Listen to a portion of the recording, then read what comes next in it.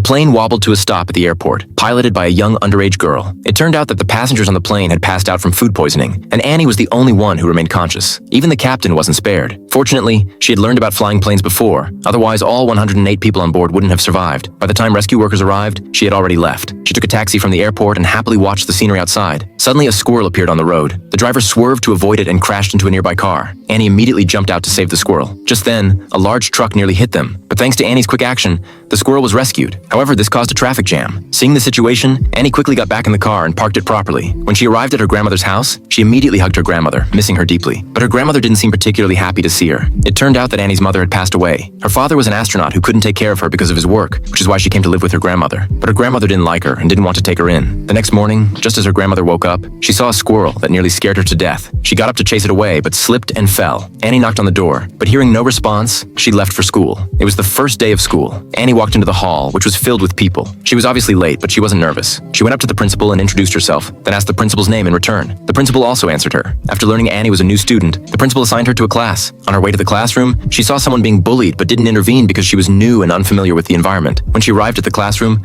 those same people started bullying Lisa again, even secretly taking photos of her and sharing them in group chats to mock her. Due to copyright issues, we can only show you this much. If you're interested, you can check out the original film.